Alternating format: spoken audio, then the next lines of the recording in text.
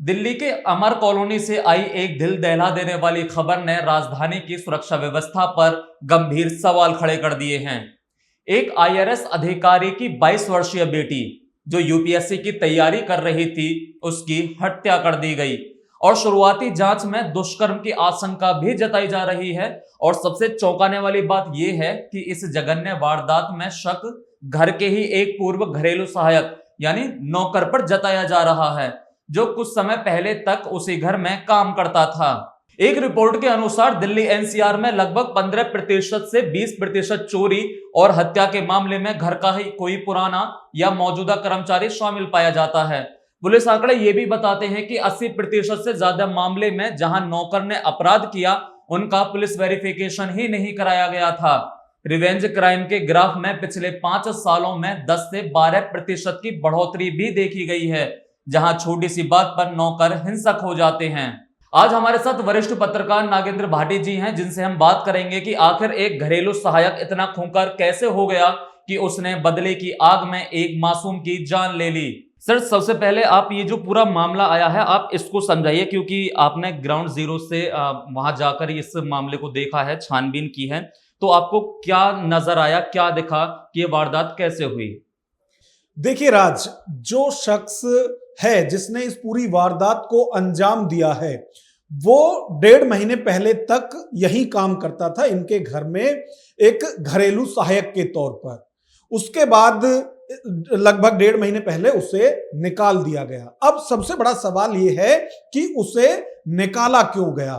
तो इसमें जो आसपास के लोग हैं उनसे बात करके हमें इतना समझ आया कि जो ये शख्स है राहुल मीणा नाम का, जिसने इस पूरी वारदात को अंजाम दिया है, जब वो यहां आईआरएस के घर में नौकर था, उस वक्त जो आसपास के लोग हैं वो ये बता रहे हैं कि जो घर के सामान के लिए उसे पैसे दिए जाते थे, वो पैसा ना देकर दुकानदार से उधार सामान लेता था और वो पैसा अपने पास में रखता था। इसी तरह से कई दुकानों पर उसके ऊपर पैसा हो गया था और इसे एक बुरी लत थी ऑनलाइन गेम की, जो सट्टा भी जिसे बोलते हैं, उस तरह का गेम ये खेलता था और सारा पैसा उसी में लगाता था, जो भी इसे वहां से वेतन के तौर पर मिलता था या फिर जो भी ये हेरा फेरी करके ये सब करता था।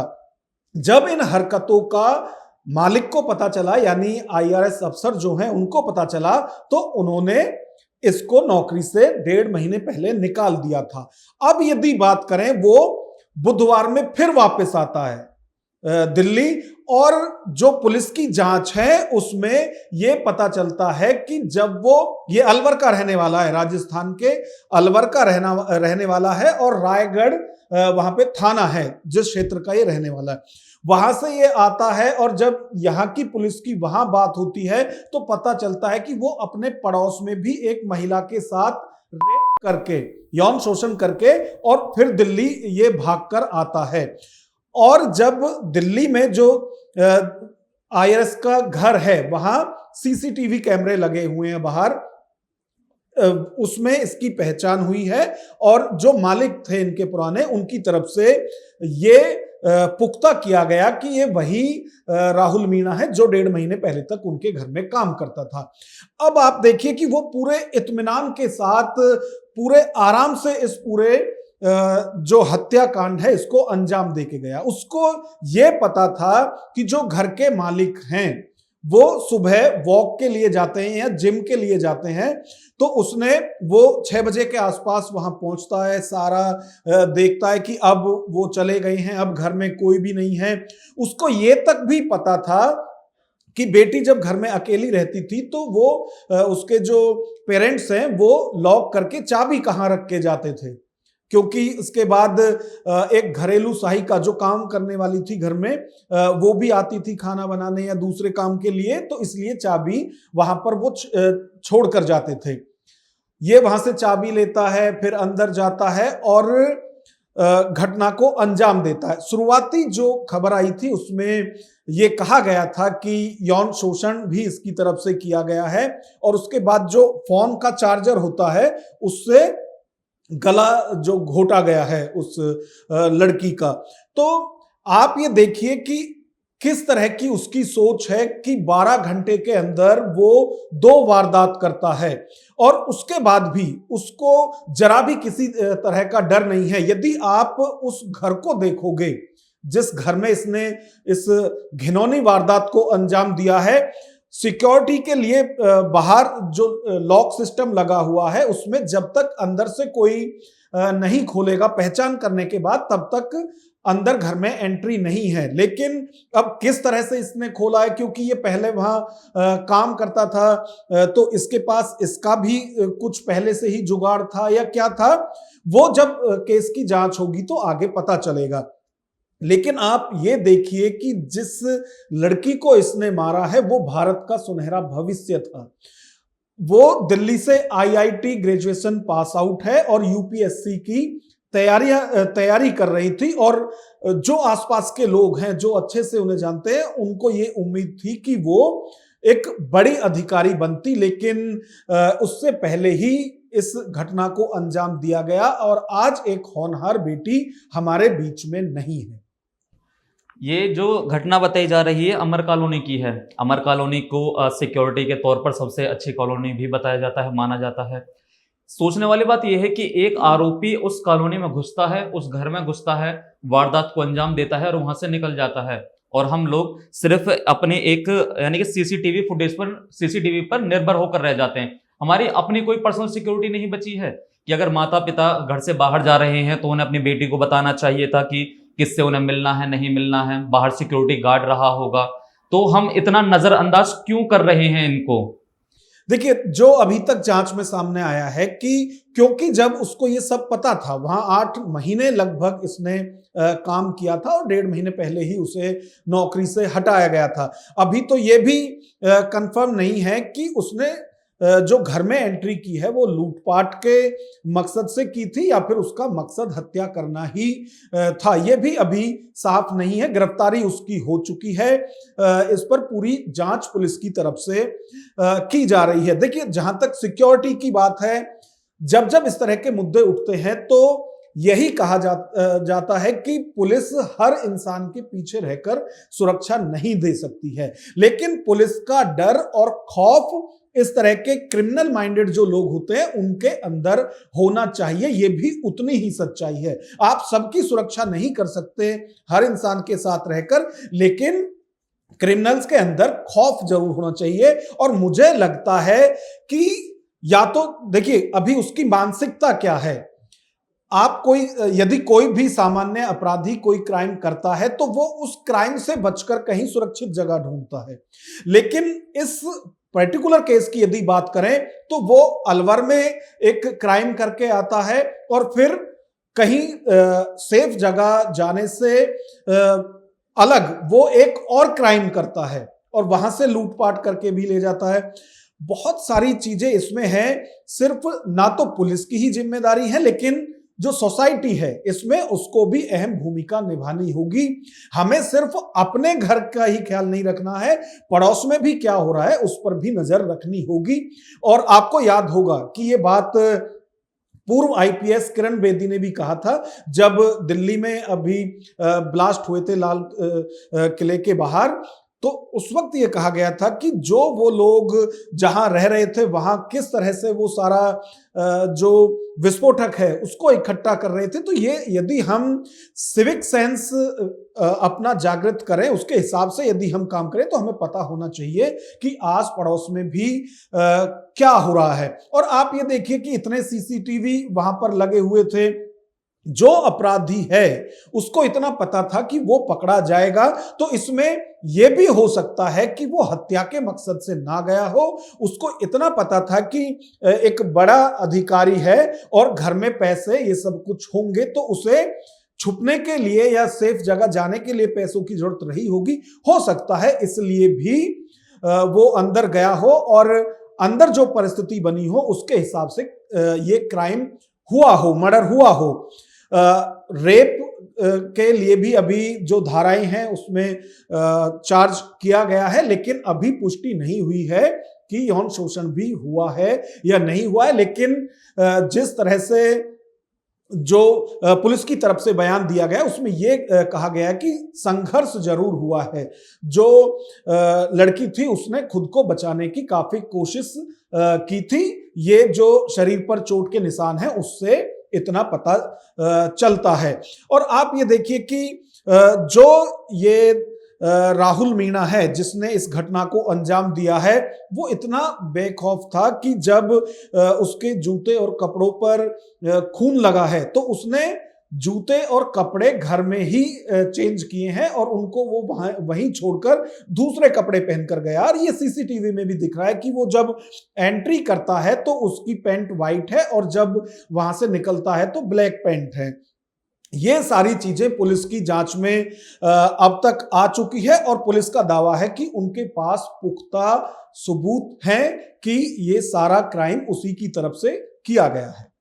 अभी आपने बात की कि पूरी तरीके से ये जिम्मेदारी पुलिस की भी नहीं है, पुलिस की पूरी तरीके से गलती नहीं है, लेकिन अगर हम ऐसे देखें कि एक जो इंसान है ये राहुल मीणा, ये पहले अपने राजस्थान अलवर जहां का रहने वाला है वहां से एक ये वारदात करता है, रेप को अंजाम देता है। उसके बाद ये दिल्ली आता है, आईआरएस की बेटी के साथ फिर ये रेप करता है। अगर कोई इंसान ऐसी मानसिकता है कि वो 12 घंटे में 2 बार दुष्कर्म कर सकता है, तो क्या अब से पहले उसकी सोच ऐसी नहीं रही होगी? जब इन्होंने आईआरएस अधिकारी ने इन्हें अपने घर पर नौकर के रूप में रखा होगा तो पुलिस वेरिफिकेशन जरूर कराया गया होगा। तो क्या पुलिस ने अपना कार्य जिम्मेदारी से किया होगा? अगर करते तो जरूर मेरे हिसाब से समझ में आता कि एक पुरुष जो एक लड़की का रेप करता है, इतना बेखौफ होकर के वहां पर अपने कपड़े भी बदल रहा है, जैसे भी अपने बातों में बताया कि वो यहाँ कपड़े चेंज करके तब जाता है, तो इसकी सोच एक साथ तो डेवलप हुई नहीं होगी, पुरानी सोच ऐसी ही रही होगी। तो पुलिस ने क्या अपना काम जिम्मेदारी से किया था? देखिए, ये अक्सर कहा भी जाता है कि सूरत देखकर सीरत का पता नहीं चलता। आप इस लड़के को देखोगे तो शक्ल से वो बहुत भोला दिखाई देता है, बहुत शरीफ लगता है, लेकिन उसके जो करतूत हैं, उसके जो काम हैं, वो बिल्कुल अपराध करने वाले हैं और अपराध उसने किया भी है। तो सूरत देखकर सीरत का अंदाजा नहीं होता है और इसीलिए पुलिस वेरिफिकेशन की जरूरत होती है। लेकिन अक्सर होता क्या है कि लोग आपसी जान पहचान के जरिए ही इस तरह के नौकर या घरेलू सहायक रख लेते हैं और इस केस में भी यही हुआ था। कुछ रिपोर्ट्स के हिसाब से यह भी कहा जा रहा है कि जो ये राहुल मीणा है, इसके फादर उन अधिकारी के ऑफिस में ही काम करते थे और उनकी सिफारिश पर ही इसे रखा गया था। लेकिन जब उसकी हरकतें सही नहीं थी, वो सट्टा खेलता था या ऑनलाइन गेम जो भी है वो खेलता था और उधारी बहुत ज्यादा इधर उधर करता था, जिनकी शिकायत उनके पास भी आती थी। तो इन सब के चलते हुए उन्होंने जिनकी सिफारिश से आया था उनको भी ये बताया था कि भाई अब इसको बुला लीजिए, इसे नहीं रखा जा सकता है। अब वो उसके फादर थे या कोई भी थे, लेकिन उनके ऑफिस में ही काम करने वाले थे और उनकी ही सिफारिश पर आया था, यानी उनके ही जानने वाला ये राहुल मीणा था। तो कई बार क्या अक्सर ऐसा हमने देखा है कि पुलिस वेरिफिकेशन के बजाय लोग तवज्जो देते हैं आपसी जान पहचान को और उनके जरिए ही इस तरह के नौकर आज भी लोग रखते हैं। हालांकि बार बार पुलिस की तरफ से ये जागरूकता फैलाई जाती है, लोगों से अपील की जाती है और दिल्ली जैसे महानगर में, बड़े शहर में तो लगातार ये ड्राइव भी चलाई जाती है कि क्योंकि यहाँ ज्यादातर घरों में इस तरह की जरूरत होती है तो इसके लिए पुलिस वेरिफिकेशन किया जाए। लेकिन इस मामले में भी जो जान पहचान है उसके आधार पर किया गया था और जब पुलिस ने सीसीटीवी चेक किया और उसमें ये कंफर्म हो गया था कि जो यहां 1.5 महीने पहले निकाला था ये वही लड़का है, उसके बाद पुलिस की टीम अलवर जाती है और वहां से उसके पिता सहित 6 लोगों की गिरफ्तारी करते हैं और उसके बाद जो सारा मामला है वो अब सबके सामने है, उसकी गिरफ्तारी हो चुकी है। अब उसका दिमाग या मानसिक संतुलन किस तरह का है उस पर पुलिस की तरफ से लगातार जो मनोचिकित्सक हैं उनसे भी बात की जा रही है। तो अभी देखिए पुलिस की जांच पूरी नहीं हुई है, लेकिन इतना साफ है कि इसी शख्स के द्वारा ही ये पूरी घटना जो है इसको अंजाम दिया गया है। कुछ समय पहले मेरी बातचीत हुई थी जो ये वेश्यावृत्ति का जो काम करती हैं कुछ महिलाएं, उनसे बातचीत के दौरान पता चला कि ज्यादातर जो पुरुष वहां पर आते हैं वो ज्यादातर वो होते हैं जिन्हें बॉस से कुछ गालियां वगैरह या फिर बॉस ने अपशब्द कहे हों, या फिर समाज में उन्हें समाज द्वारा पीड़ित किया जा रहा है, और वो सब सारा अपना गुस्सा महिलाओं के साथ ऐसा कुकर्म या गलत काम करके वहां निकालते हैं। यही जो केस है, इस केस में भी यही हुआ था कि उसे पहले घर से निकाल दिया गया था। डेढ़ महीने तक वो साजिश रच रहा हो, या फिर उसके मन में ये कहीं ना कहीं टीस तो थी ही कि मेरे साथ कुछ गलत हुआ है। तो पुरुषों के अंदर ये भावना कहां से आ रही है, कैसे डेवलप हो रही है कि हमें अपना गुस्सा ऐसे दुष्कर्म करके ही निकालना है? इसके लिए क्या जिम्मेदार है? देखिए, ये जो पर्टिकुलर मामला है, चाहे हम अलवर में जो ये घटना को अंजाम दे के आया है वहां की बात करें, तो वो इसके पड़ोस की महिला है, और उस महिला का जो पति है उसके साथ ये ऑनलाइन गेम खेलता था या पैसे लगाकर गेम खेलता था, तो दोनों अच्छे दोस्त थे। अब उसके पति का भी बयान आया है, उसमें वो कह रहा है कि वो कहीं शादी में गया था, पूरे जो उनका परिवार है सिर्फ उसकी वाइफ घर के अंदर थी, और बातों बातों में ही ये उसने राहुल मीणा को बताया था। तो आप ये देखिए कि जब वो पड़ोस की महिला के साथ इस तरह का करता, उसको तब भी ये पता था कि जिस महिला के साथ वो इस घटना को अंजाम दे रहा है उससे वो पूरी तरह से परिचित है, आज नहीं तो कल पकड़ा जाएगा। और देखिए, उसके नामजद एफआईआर भी वहां पर हुई, और जब यहां से पुलिस जाती है और वहां की पुलिस के साथ संपर्क होता है तो पता चलता है कि वो वहां पहले से ही एक क्राइम करके गया है और फिर दिल्ली में उसने क्राइम किया है।